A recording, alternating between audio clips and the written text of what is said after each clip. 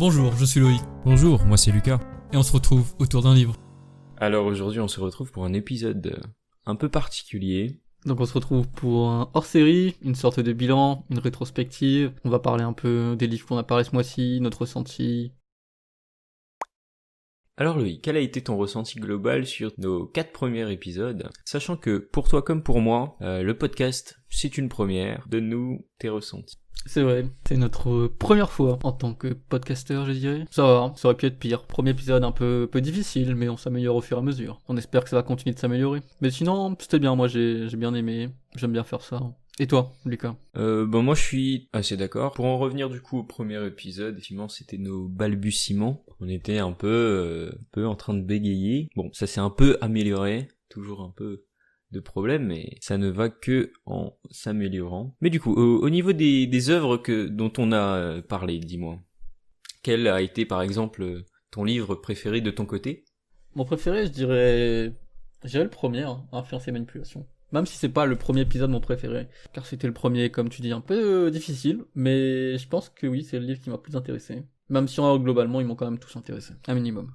Ok, d'accord. Personnellement, pour moi, ce serait donc le livre du deuxième épisode, Le Grand Tout de Sean Carroll, qui a été le plus gros bouquin des 4, mais parler de tellement de sujets, et justement, en parlant de beaucoup de sujets, il faut dire qu'on n'a pas pu parler de tout ce qu'on voulait pour chaque livre, on n'a pas pu rentrer dans les détails, et notamment, personnellement, pour le deuxième livre, je n'ai pu parler que d'un seul grand chapitre, on va dire, alors qu'il y en avait 6. Et du coup, tu nous as donné le livre que tu as préféré lire, mais quel livre as-tu préféré écouter?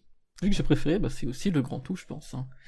Celui où on a un peu plus débattu entre nous sur le réel, j'ai bien aimé, le bateau de Thésée. C'était plutôt bien, j'aime bien. J'aime bien ce genre de débat. Et toi, lequel as-tu préféré entendre, de ma part? Je pense que personnellement j'ai préféré écouter L'Art Subtil de S'en Foutre. Du coup, c'était dans le même épisode que Le Grand Tout. Effectivement, parce qu'on a pu aussi débattre, parler un peu de la vie, du coup dans le cas de L'Art Subtil de S'en Foutre. Pourquoi il ne faut pas prendre tout ce qu'on nous dit et pourquoi il faudrait parfois s'en foutre. À l'unanimité, c'est l'épisode 2 qui remporte, disons, cette première saison. Et du coup, c'est qui le vilain petit canard chez toi? Celui que t'as préféré le moins, du coup. En tant que livre, pas épisode. Pour répondre à ta question, Le Vilain Petit Canard, dans les 4 livres que j'ai pu lire, est Une brève histoire du temps, alors même que je n'aurais jamais cru que ça allait être lui, le Vilain Petit Canard. Alors pourquoi ça? Ce livre est connu dans le monde de la littérature comme étant l'un des meilleurs, voire le meilleur livre de vulgarisation scientifique, physique, et vendu comme étant simple d'accès. Donc une personne qui n'y connaît rien pourrait lire ce livre et comprendre tout. Cependant, je ne suis pas d'accord là-dessus, parce que personnellement, alors même que j'ai certaines connaissances dans le domaine, m'ayant documenté, etc., j'ai lu ce livre et j'ai eu des difficultés en fait à le lire. C'est très condensé comme information, disons que c'est pas, mais alors là, pas du tout la meilleure vulgarisation que j'ai eu l'occasion de voir. Donc c'est pour ça que Une brève histoire du temps, je suis un peu déçu. Ok, je peux comprendre, du coup, je comprends ta déception. Et du coup, moi, mon vilain petit canard, ça serait plutôt L'Art de la guerre, qui est pas non plus surprenant, vu que je pense que c'est lui qui est le moins intéressant, car dans les autres c'était un peu plus, j'ai appris un peu plus de choses. L'Art de la guerre est surtout écrit comme un guide, donc c'est des principes que tu as à suivre, donc ça peut sembler un peu fastidieux, un peu ennuyant. Je me suis plus amusé dans les autres. J'ai plus apprécié la qualité d'écriture dans les autres. Après, ce n'est pas écrit à la même époque non plus, faut pas l'oublier. Même si à la fin de l'art de la guerre, il y a quelques exemples dans la vie contemporaine qui m'ont plutôt plu, qui étaient plutôt intéressants. Mais voilà, mais globalement, j'ai plus préféré les 3 autres livres que l'art de la guerre.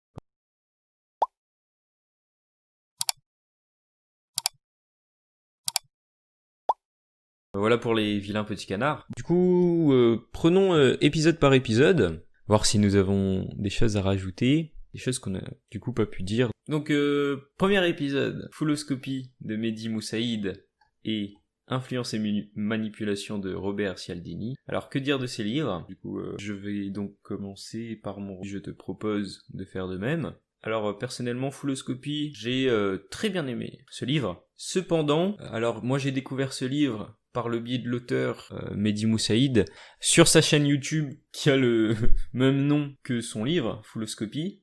Et du coup, toutes les études dont il parle dans le livre, on peut le retrouver sur sa chaîne YouTube. Donc ce que nous apporte de plus le livre, c'est juste l'histoire autour de Mehdi Moussaïd, à savoir qu'il était donc doctorant, qu'il a fait ça, mais à part ça, si on veut vraiment juste des études concernant la fouloscopie, autant aller sur la chaîne YouTube. Il y aura donc à peu près toutes les infos. Bien sûr, le livre est un complément, mais voilà. Ça se lit très vite, très bien, très bonne note pour ce livre. Et concernant donc influence et manipulation, dis-nous. Pour moi, Influence et Manipulation, comme je l'ai dit, c'est mon livre préféré. Je trouve que c'est un essentiel à lire. C'est pas que moi qui le pense d'ailleurs. Pour moi, c'est une vraie base. C'est une vraie base en tout cas pour comprendre et maîtriser la persuasion, en tout cas les mécanismes d'influence. Et puis ce qui est bien avec ce livre, c'est qu'il y a quand même beaucoup d'études. C'est vrai que c'est toujours mieux avec une preuve scientifique, même si des études parfois peuvent se contredire. Moi j'aime beaucoup la psychologie sociale, donc c'est sûr que ça m'intéresse. Et voilà, hein. Moi j'aime bien le marketing aussi, donc j'ai besoin de comprendre ces mécanismes pour pouvoir les mettre en application. Donc en tout cas, moi je trouve qu'il est plutôt bien écrit. C'est un livre de quasi 300 pages, mais il se lit assez vite. En tout cas, si vous aimez bien le sujet, ça se lit très facilement.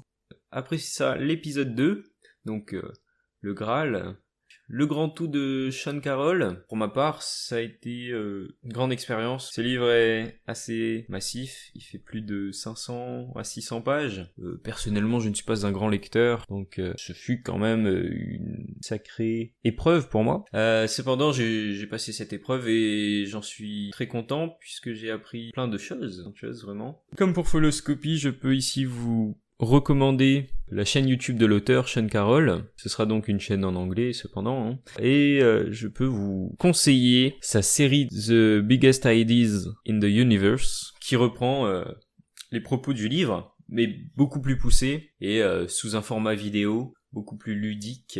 Mis à part que dire de ça, vraiment bien aimé ce livre et je ne peux que vous le conseiller. Alors moi, mon ressenti sur l'épisode 2, donc l'art subtil de s'en foutre, je pense que c'est le deuxième livre que j'ai préféré, quoique même Save the Cat j'aime bien aussi, mais quoique, je pense que je le passerai en deuxième, car j'aime bien cette philosophie, s'en foutre des choses inutiles, et de ne porter intérêt qu'à ce qui vaut le coup, donc j'aime bien cette philosophie, donc j'ai plutôt bien aimé. Dans le livre, ce que j'ai bien aimé aussi, c'est que Mark Manson écrit ce livre de manière assez familière et assez franche, donc qui donne un aspect différent comparé aux autres livres que j'ai pu lire. C'est une manière d'écrire assez rare, en tout cas dans ce que j'ai lu, même si j'en doute pas que dans certains auteurs font de même. Mais j'ai bien aimé, cette manière change un peu et colle très bien avec la philosophie qu'il veut nous amener dans ce livre. Et je pense que c'est aussi un essentiel à lire pour comprendre et pour mieux vivre, je pense. Vu qu'il est écrit aussi de manière très familière, le livre est très facile à lire, mais vraiment très facile à lire. Je l'ai lu rapidement. Il fait environ 200 pages, environ un peu moins. Donc franchement, je vous le conseille. C'est très rapide à lire et très intéressant. Du coup, pour dire quelques petits mots sur l'art subtil de s'en foutre, j'ai vraiment bien aimé, hein. Surtout, justement, cette mentalité à avoir. Il y a un échec, au lieu de ressasser le passé, ouais, c'est fini, c'est fichu. Non, passer outre et s'en foutre. J'invite vraiment tout le monde à avoir au moins un peu cette philosophie de vie. Passons du coup maintenant à l'épisode 3. Donc pour ma part, le grand roman des maths. Il a fallu attendre 3 épisodes pour parler de choses que je préfère au monde, à savoir les mathématiques. J'ai pu en apprendre vraiment beaucoup, puisque c'est effectivement un livre sur les mathématiques, mais surtout sur l'histoire des mathématiques. Donc j'ai appris, et j'espère que je vous ai appris plein de noms. Par exemple, aussi plein d'événements comme l'invention des chiffres arabes par les Indiens, l'invention du zéro, etc. Je mettrais vraiment quasiment ce livre à égalité avec le grand tout, hein. Très facile à lire pour le coup, même si vous aimez pas les maths. Et c'est fait pour les gens qui n'aiment pas les maths, c'est vendu comme tel par l'auteur. Je vous invite vraiment à le lire parce que ça ne parle pas d'équations, mais ça parle de comment ont été inventées les équations. Donc je peux vous conseiller la chaîne YouTube de Michael Launay, vulgarisateur de mathématiques. Alors, moi, l'art de la guerre, donc mon vilain petit canard. En tout cas, ce que je peux dire de positif sur l'art de la guerre, ce qui m'a le plus surpris quand je l'ai reçu, c'est la qualité du livre. Le livre est magnifique, avec un porte-livre, je ne sais plus exactement comment ça s'appelle, qui est magnifique. Le livre aussi est magnifique, la couverture du livre est magnifique, la qualité graphique du livre, la qualité au toucher, c'est vraiment très beau, les illustrations sont très belles. C'est un de mes livres préférés en termes de beauté. Pour ce qui est de la qualité intérieure du livre, les principes parfois sont un peu de bon sens, un peu redondants, mais c'est toujours quelque chose à lire, c'est comme un tutoriel, un guide. Il y a des basiques, mais il faut quand même suivre ces bases. Donc j'ai bien aimé aussi l'histoire un peu mystérieuse sur Sun Tzu. Donc on ne sait toujours pas est-ce qu'il a existé ou pas finalement. En tout cas on ne pourra pas être en sûr. Du coup je peux quand même vous le conseiller, c'est quand même très intéressant. C'est de la stratégie militaire, mais vous pouvez l'appliquer dans la vie, comme vous l'avez vu dans les exemples que j'ai cités dans l'épisode. Il y a bien sûr d'autres exemples qui sont très intéressants. Je vous le conseille quand même. Et puis comme je l'ai dit, il est vraiment agréable à lire et agréable à voir surtout. Alors, dernier épisode 4. Du coup, les questions de mon vilain petit canard à moi, une brève histoire du temps. Cependant, il ne faut pas oublier que le vilain petit canard devient le plus beau signe de la mare. Ce n'est pas parce que c'est le livre que j'ai le moins aimé qu'il n'est pas appréciable. Loin de là, il est très cool, mais comme je l'ai dit, assez complexe à lire, c'est indigeste, surtout si on n'y est pas préparé. Ce que je peux vous conseiller sur le domaine, toutes les chaînes YouTube, toujours, de vulgarisateurs scientifiques, ou même Sean Carroll, du coup, pour en revenir à lui, avec sa série sur l'univers. Ça reprend tous les principes du livre de Stephen Hawking, et ça va même un peu plus loin, puisque ce livre a été édité à la fin du XXe siècle, où il y a eu bon nombre d'avancées depuis ce temps-là. Mis à part ça, que dire, je vous invite quand même à le prendre, vu qu'il est très peu cher pour même son contenu. Il vaut quelques euros, genre 6 euros. Donc je vous invite à l'avoir quand même, si le domaine vous intéresse. Du coup, pour l'épisode 4, dernier épisode en date, pour Save the Cat, j'ai quand même bien aimé le livre, même si ça a été le plus dur des 4 à lire, car déjà, premièrement, il est écrit en anglais, je suis pas non plus bilingue, mais j'arrive quand même à comprendre, mais je le lis un peu plus lentement qu'un livre en français, et surtout, c'est que le livre est quand même assez dense, quand même beaucoup d'informations, donc c'était un peu dur à le finir à temps en tout cas. Mais vu qu'il est dense, il y a beaucoup à apprendre. Ce que j'aime bien, c'est que vous apprenez vraiment à écrire un scénario de la base de trouver l'idée même jusqu'à la fin en fait, jusqu'à avoir tout ce qu'il faut, tous les héros, tout le casting, même plus. Et il y a beaucoup d'exemples aussi, il y a beaucoup d'études de cas. Ce qui est bien, c'est toujours bien de pouvoir visualiser. Et ce qui est bien aussi, c'est qu'à chaque fin de chapitre, je sais plus si je l'ai dit dans l'épisode, peut-être pas, c'est qu'à chaque fin de chapitre, il vous propose des exercices à faire. Donc pour vous entraîner, pour mettre en place ce que vous avez vu. Donc c'est original et très bien. Après c'est vrai que c'est un livre qui date de 2005 si je me trompe pas. Donc c'est une trilogie là, Save the Cat, il a fait des livres un peu plus récents. Mais voilà, moi en tout cas je le conseille quand même pour ceux qui veulent améliorer leur storytelling en général, ou qui veulent écrire un scénario de film, hein, qui sait, ou un roman aussi. Ça s'applique au storytelling en général comme je l'ai dit précédemment. Donc voilà, moi je l'ai bien aimé, écrit avec parfois un peu d'ironie. Il est très agréable à lire en tout cas. Et puis il est assez comme les autres, qui fait environ 200 pages, un peu moins je crois. Donc ça se lit bien. Si vous avez une bonne compréhension de l'anglais, ça se lit quand même très bien.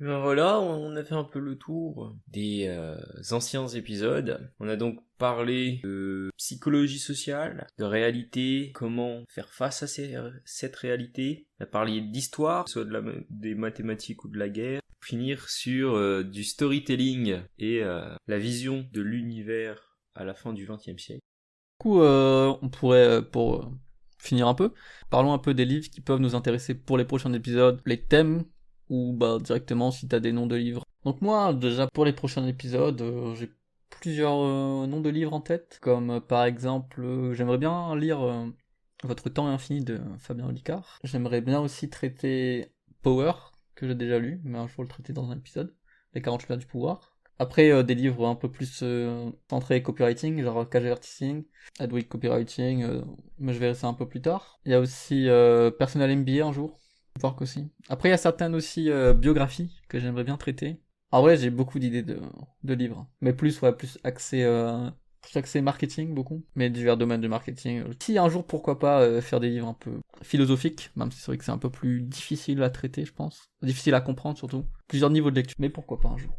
Donc voilà, moi ça va être plus axé marketing, autobiographie, peut-être de la philosophie, de la psychologie humaine, sociale.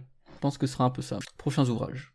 Ok, du coup moi personnellement, j'ai essayé de parler d'un des domaines qui m'intéresse le plus actuellement, à savoir l'intelligence artificielle. On va notamment parler aussi d'éthique de l'intelligence artificielle, comment elle est apparue, qu'est-ce qu'elle est, comment elle fonctionne, et quel est son futur probable. Tu as parlé de philosophie, moi aussi ça m'intéresserait fortement de parler de philosophie.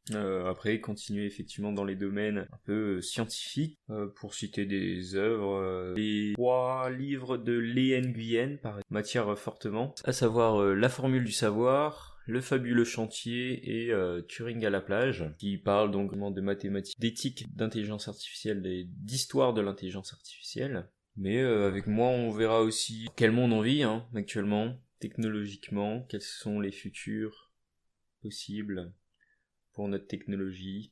Je pense qu'on peut conclure cet épisode, cette rétrospective du mois, bilan mensuel. On en fera du coup chaque mois. On fera à chaque fois 4 épisodes, donc 8 livres, et ensuite on fera un peu un bilan de ces 8 livres. Donc en tout cas, n'hésitez pas à commenter, à liker, à partager sur les réseaux l'épisode que vous écoutez sur Spotify, sur YouTube, sur SoundCloud ou toute autre plateforme de streaming. On est quasi partout, sauf sur Apple Podcast, pas encore en tout cas. Donc voilà, n'hésitez pas à nous faire part de vos avis, vos suggestions, soit via les commentaires, soit en message privé, soit sur notre site internet aussi, adlpodcast.fr, n'hésitez pas. Vous pouvez retrouver les épisodes, des Le Saviez-vous, car oui, nous faisons des Le Saviez-vous chaque semaine sur nos réseaux sociaux, et par mail si vous inscrivez à notre newsletter. Vous pouvez retrouver tout simplement les Le Saviez-vous sur notre site internet, comme je l'ai dit précédemment, adlpodcast.fr. T'as un mot à dire, Lucas, pour conclure ? Il ne me reste plus qu'à vous dire qu'on se retrouve autour d'un livre mardi prochain.